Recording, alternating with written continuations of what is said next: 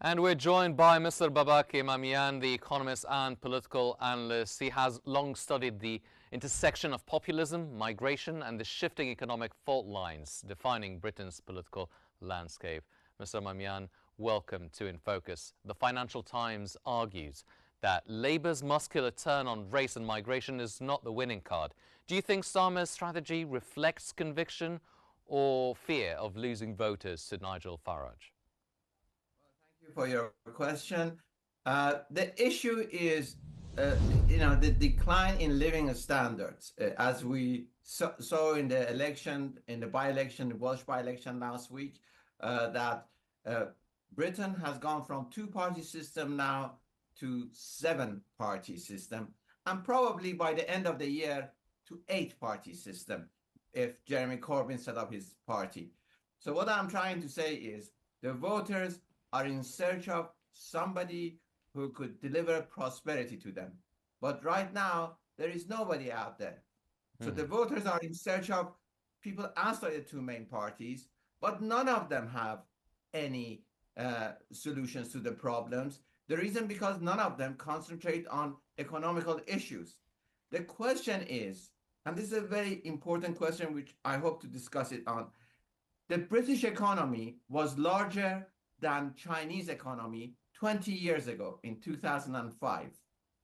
20 years later, the Chinese economy is 6 times larger than the British economy. Why is that? And I hope to explore that with you later. Yes, we will. Well, many observers say Farage has successfully reframed Britain's debate from economic fairness to cultural grievance. How did the political mainstream allow him to dominate that narrative? Well, at the moment, if you look at the business people, 9 out of 10 are in problem. Why? Because there's a decline in the economy and there's a decline in wealth. And for that reason, the governments are trying to tax people more, but then the amount of taxes are paid by 50% of the population is almost nothing. And the 1% of population pays the 30% of the taxes. The top 10% pay the 60% of the taxes.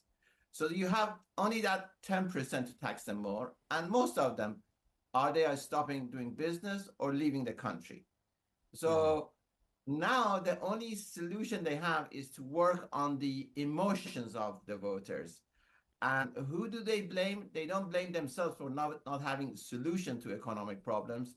They blame it on the strangers. And who are the strangers here? Are the immigrants. And public as they are, they're very emotional. They just accept things like that without exploring whether it's right or wrong. Well, you've mentioned, the upcoming budget faces the growing backlash for the potential tax rises. Starmer and Reeves, can they present a credible growth strategy without alienating the middle-class voters already strained by the inflation, or is it just blaming the immigrants? Blaming the immigrants? No. Yes, they wouldn't blame the immigrants, but they have no solution also. They have no idea of how to fix the economy. Number one, they have to change fundamentally the way we approach economy in United Kingdom. And I give you examples, like the currency, the pound. The pound has, for over 100 years, we've tried to keep the pound as one of the reserve gold.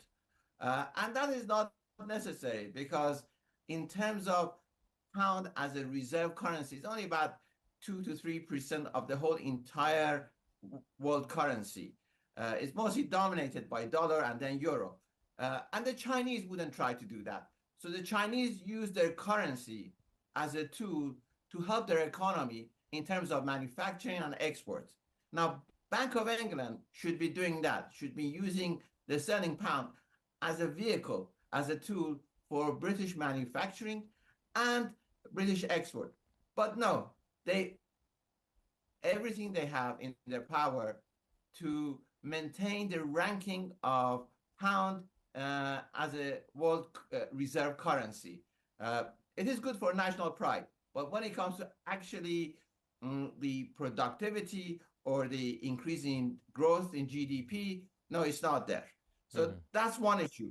The second issue, I must say, Britain has no energy policy. And energy is the most important thing. To have access to cheap energy, more importantly, to have access to plenty cheap energy. But we don't have that policy because we are following net zero policy. So our energies are very expensive. So it's because existing manufacturers and deters anyone coming to UK to set up any manufacturing or existing businesses. So only on two issues. One is the currency and one is the energy. Both of them, they have no policy and they have the wrong policies. And there's no discussion about them either. Well, Mr. Mamian, I want to go back to the immigrants and the migration. Now, Reform UK's rhetoric, especially deportations and legal migration, would once have been politically untouchable. What does it mean? What does its normalization tell us about Britain's shifting moral center? People in Britain are very good people. They are very moral. They are very fair. But sometimes when you are under pressure and sometimes when you become desperate, you think beyond rationality. Right now, that's what I see. And I don't blame it on general public. I blame it on our leaders that are making people desperate. So they think the unthinkable. And the leaders also play in that factor, blaming strangers, in this case would be the immigrants. So I don't blame the people, and I believe in goodness of the British people. What I'm trying to say is, when you make a group of people or a community or a country desperate, you make their people desperate, you cannot expect them to think rationally and behave rationally. Well, some argue that Labour's fear of appearing soft on migration mirrors continental Europe's slide towards right populism. Do you see the same structural drivers, economic stagnation, the cultural anxiety and political fatigue, shaping the British case? The issue we have with migration, it is not the migrant, it's the way they are not integrated into the society.